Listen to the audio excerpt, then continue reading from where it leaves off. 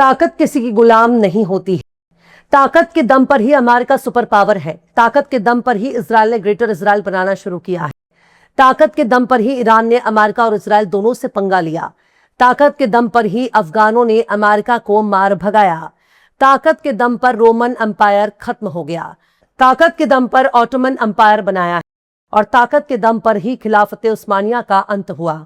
लेकिन इजराइल और अमेरिका की आंख में खिलाफत उस्मानिया की आखिरी निशानी चुभने लगा है। तुर्की अब इजराइल की आंखों में नासूर बन चुका है, लिहाजा अमेरिका ने तुर्की को जोरदार झटका दिया है। सलाम, नमस्ते, सत श्री अकाल। मैं हूं आपके साथ हर्षिता मिश्रा और आप देख रहे हैं टाइम्स मेल। ताकत किसी एक के हाथ में नहीं होती, ताकत हमेशा बदलती रहती है। एक हाथ को छोड़कर दूसरे हाथ में जाने का मौका तलाशती रहती है और जिसके हाथ में ताकत होगी बादशाहत भी उसी के हाथ में होगी। यानी जिसकी लाठी उसकी भैंस, जिसके हाथ में ताकत होगी हुकूमत भी उसी के हाथ में होगी। पर मौजूदा दौर में यह ताकत सिर्फ अमेरिका और यूरोप के पास थोड़ी ना है। अमेरिका, यूरोप और रशिया के अलावा भी गैर अमेरिकी ममालिक ने ताकत हासिल करना शुरू कर दिया और यही बात बड़ी बड़ी महाशक्तियों को बुरी लग रही है, जिनके हाथ में तीर तलवार और बर्छी हुआ करती थी। आज उन्हीं हाथों में अगर ड्रोन है, उन्हीं हाथों में अगर मिसाइल के बटन है, उन्हीं हाथों में अगर फाइटर जेट है, तो ताकत के बड़े बड़े पुजारियों के बुत टूटने लगे और इसी कतार में ईरान और तुर्की भी खड़े हैं। ईरान ने तो अमेरिका इजराइल दोनों को ही धूल चटाकर भगाया, पर अफगानों के पास क्या था? उनके पास तो अपने हथियार भी नहीं थे। उन्होंने अपने हौसले और जुनून के दम पर 20 साल तक अमेरिका से जंग की और फिर अमेरिका को मार भगाया। पर ईरान के अलावा तुर्की ही एक ऐसा मुल्क है जो इस वक्त इजराइल की आंख में खटक रहा है। अमेरिका ने पूरी दुनिया पर राज करने के लिए अलग अलग प्रॉक्सी बना रखे हैं। जहां वो प्रॉक्सी नहीं बना पाता वहां अपनी पसंद की हुकूमत बनाता है और अपने पसंद के नेताओं को वहां पर बिठाता है। अपने मन मुताबिक ही दूसरे देशों की पॉलिसी तय करता है, दूसरे देशों से काम लेता है, वहां से मुनाफा कमाता है। मिडिल ईस्ट में भी अमेरिका का एक बहुत बड़ा प्रॉक्सी है जिसे दुनिया इजराइल के नाम से जानती है। अमेरिका के अलावा अमेरिका के दुश्मनों ने भी इजराइल को तस्लीम कर रखा है, यानी उन्हें अमेरिका से तो दिक्कत है और इजराइल से दिक्कत नहीं। खासकर रूस, चीन जैसे देशों के लिए इजराइल कोई दुश्मन नहीं है, पर रूस, चीन, अमेरिका के साथ दोस्ती निभाने वाले तुर्की के लिए इजराइल एक बहुत बड़ा दुश्मन बन चुका है, जो तुर्की को हर तरह से तबाह बर्बाद करने के लिए कोशिशें कर रहा है। तुर्की के पास मिसाइल है, खतरनाक ड्रोन भी है, बंकर बस्टर बम भी है, यहां तक कि सबसे अलग फाइटर जेट भी है। यानी ईरान की तरह तुर्की के पास भी अपने हथियार हैं, पर इतने हथियार नहीं है जिसके दम पर वो खुद किसी को टक्कर दे सके।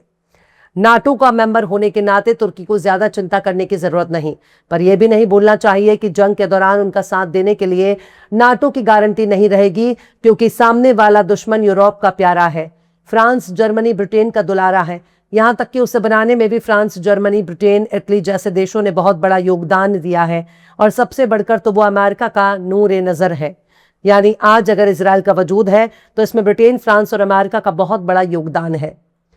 अब जब सीरिया में तुर्की की बढ़ती ताकत को देखकर इजराइल के नथुने फूल रहे हैं, तो अमेरिका तुर्की से कैसे खुश हो सकता है?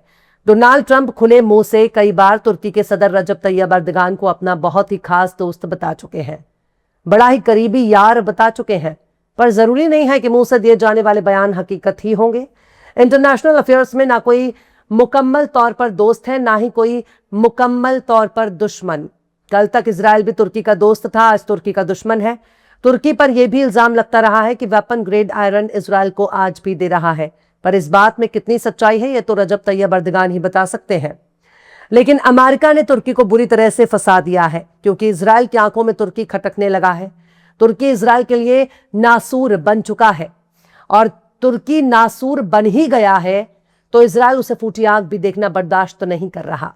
अब मुत्तहिदा अरब अमीरात और तुर्की के दरमियान रूसी एयर डिफेंस सिस्टम S-400 की डील अटक गई है। तुर्की S-400 यूएई को बेचकर अमेरिकी F-35 स्टेल्थ फाइटर जेट खरीदने के लिए रास्ता तैयार कर रहा था, लेकिन बातचीत बीच में ही रुकने से तुर्की के लिए बड़ी मुसीबत हो गई है। तुर्की को फिलहाल बहुत बड़ा झटका लगा है, क्योंकि अमेरिका ने शर्त रख दी है कि जब तक S-400 सिस्टम से तुर्की नाता नहीं तोड़ देता तब तक उसे अमेरिका अपना F-35 स्टेल्थ फाइटर जेट नहीं देगा।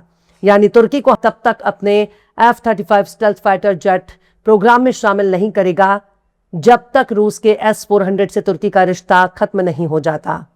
हम आपको कई बार बता चुके हैं कि अमेरिका जब अपना कोई हथियार बेचता है तो वो सिर्फ हथियार नहीं बेचता, अपनी शर्तें भी बेचता है, अपनी पॉलिसी भी बेचता है। और अगर कोई मुल्क अमेरिकी पॉलिसी को मान लेता है तब तो उसे हथियार दिया जाएगा, लेकिन अगर कोई मुल्क अमेरिका के शर्तों के मुताबिक काम नहीं करता तो ना उसे हथियार दिए जाएंगे और ना उसे इंटरनेशनल लोन दिया जाएगा। यहां तक कि विरोध और समर्थन भी अमेरिका के मन मुताबिक ही किया जाता है। तुर्की ने बीते महीने 2 S-400 air defence system, battery और लगभग 120 इंटरसेप्टर मिसाइल बेचने के लिए मुत्तहिदा अरब अमीरात के साथ बातचीत शुरू की थी। तुर्की के पास रूस से खरीदे गए 2 S-400 एयर डिफेंस सिस्टम हैं, जिनमें कुल 4 बैटरियां शामिल हैं। तुर्की ने 2017 में रूस के साथ लगभग $2.5 अरब का समझौता किया था। 2019 में उसकी पहली खेप भी हासिल हो गई, लेकिन जब यह डील तुर्की के गले में अटक गई है, तुर्की हर हाल में मुत्तहिदा अरब अमीरात को S-400 बेचना चाहता था, क्योंकि रूस ज्यादातर देशों को इस एयर डिफेंस सिस्टम को बेचने की इजाजत नहीं देगा। पर तुर्की के मामले में रूस का रवैया नरम है। तुर्की अगर मुत्तहिदा अरब अमीरात को S-400 बेचने में कामयाब हो जाता है तो उसे अमेरिका की पाबंदियों से छुटकारा भी मिल सकता था, लेकिन तुर्की के पास S-400 आना ही तुर्की के लिए सबसे बड़ी परेशानी का सबब बन गया।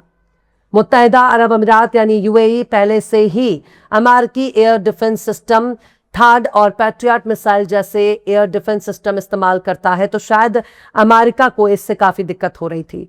ट्रंप ने हाल ही में तुर्की को F-35 stealth fighter jet programme में फिर से शामिल करने पर रजामंदी जता दी है, लेकिन तुर्की ने रूस का एयर डिफेंस सिस्टम अपने यहां से नहीं हटाया है। यानी जब तक S-400 को हटाया नहीं जाएगा तब तक अमेरिका का F-35 फाइटर जेट तुर्की को नहीं मिलेगा। अब बुनियादी परेशानी जरा समझ लीजिए। अगर तुर्की को F-35 फाइटर जेट मिल जाएगा तो इस फाइटर जेट की सबसे बड़ी खासियत यही है कि यह दुनिया के किसी भी रडार में डिटेक्ट नहीं किया जा सकता। इस जहाज की बनावट ही इस तरह से है कि यह रडार की पकड़ में नहीं आता। यह रडार के वेव को ऑब्जर्व कर लेता है, यानी सोख लेता है। रडार के लिए नियम ही यही है कि जो सिग्नल आसमान से टकराकर वापस चला आता है, रडार में उसकी पहचान बड़ी आसानी से हो जाती है, लेकिन जो सिग्नल वापस लौटकर नहीं आता उसे खुला आसमान मान लिया जाता है। यानी आसमान में दुश्मन के सर के ऊपर अमेरिका का F-35 फाइटर जेट उड़ रहा होगा, फिर भी दुश्मन को उसका पता नहीं चल पाता। हालांकि इस तरह के दावे अमेरिका के हैं। मिडिल ईस्ट की जंग में अमेरिका के सबसे बड़े हथियार को भी ईरान ने मार गिराया, चूंकि ईरान ने उसे डिटेक्ट करने के लिए सिर्फ रडार पर भरोसा नहीं किया, बल्कि थर्मल वेव, हीट वेव का इस्तेमाल करके पता लगा लिया कि अमेरिका का F-35 फाइटर जेट की असल लोकेशन क्या है। ईरान ने इस जहाज को बहुत आसानी से मार गिराया, जिस जहाज को हासिल करने के लिए तुर्की अमेरिकी शर्तों का सामना कर रहा है। इजराइल के लिए सबसे बड़ी दिक्कत की वजह यही है कि उसके पास अमेरिका का F-35 फाइटर जेट पहले से ही मौजूद है और वो बिल्कुल नहीं चाहता कि उसका दुश्मन तुर्की भी उसकी तरह एयर सुप्रीमेसी हासिल कर सके। पर यहां यह भी गौर करने वाली बात है कि इजराइल के पास अपना ना कोई सुप्रीमेसी है, ना उसके पास अपनी कोई फौजी ताकत है, क्योंकि जो कुछ भी है वो अमेरिका का है। अमेरिका का फाइटर जेट है, अमेरिका के हथियार हैं, अमेरिका के बिना खुद इजराइल का अपना कोई वजूद ही नहीं है। लिहाजा तुर्की वाले रजब तैयब अर्दगान के लिए यह मामला गले की हड्डी बन गई है, जो ना निगलते बन रही है ना उगलते। पर इतना तो तय है कि ईरान के बाद इजराइल के निशाने पर तुर्की है। आज नहीं तो कल तुर्की के साथ जंग जरूर होगी। फिलहाल इस खबर में बस इतना ही। यह एपिसोड आपको कैसा लगा कमेंट बॉक्स में जरूर से बताइए। पसंद आए तो लाइक करें, शेयर करें और बेबाक निष्पक्ष स्वतंत्र पत्रकारिता को सपोर्ट करने के लिए आप हमारे चैनल टाइम्स मेल को जरूर से सब्सक्राइब करें और हाँ, बेल आइकन की घंटी वाली बटन आप जरूर से दबा दें ताकि आपको हमारे आने वाले नए वीडियो की नोटिफिकेशन फौरन ही मिल जाए। फिर मिलते हैं किसी और वीडियो में एक नई खबर के साथ। हर्षिता मिश्रा को दीजिए इजाजत। जय हिंद। अगर अभी तक आपने हमारे चैनल टाइम्स मेल को सब्सक्राइब नहीं किया है तो जल्दी से सब्सक्राइब कर दें और बेल आइकन भी प्रेस कर दें।